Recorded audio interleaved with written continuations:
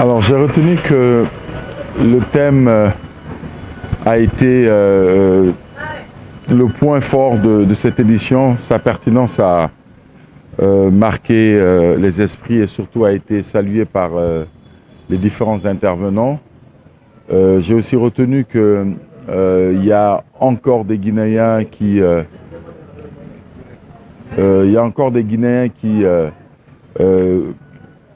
peuvent de manière spontanée et surtout par intérêt pour les questions débattues, peuvent se mobiliser pour venir participer à la réflexion et au début de l'action en faveur du développement durable dans le secteur minier en l'occurrence.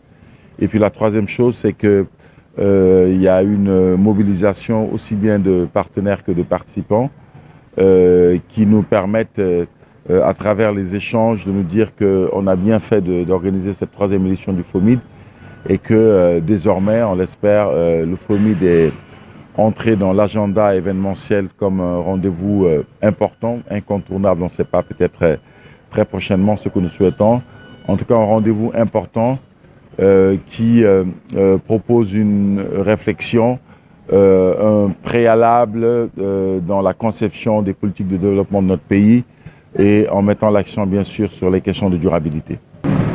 C'est celui-ci qui permet à toute richesse brute, toute richesse naturelle, d'être une vraie richesse, d'être une plus-value dans la vie d'un individu, dans la vie d'une organisation.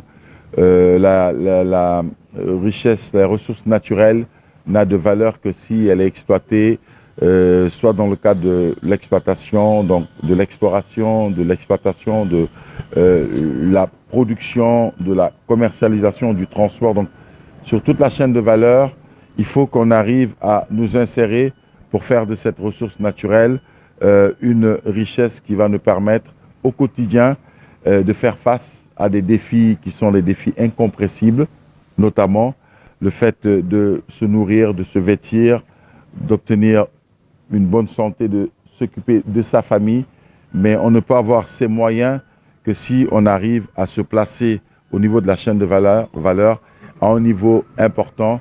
Mais pour se placer à ce niveau, il faut en avoir des compétences, il faut avoir l'information relative à cet écosystème, il faut être formé pour en avoir les compétences. Ensuite, il faut trouver le bon créneau, soit en tant qu'employé, soit en tant qu'employeur, soit en tant qu'auto-entrepreneur. Donc, c'est ça l'importance du capital humain. Tout ce que nous le faisons parce que nous l'avons appris, soit à travers nos parents, soit à l'école, soit au quotidien, soit dans nos lieux de travail. Et tous ces espaces-là doivent se concerter pour donner le Guinéen productif, positif, qui contribue au développement durable de son pays.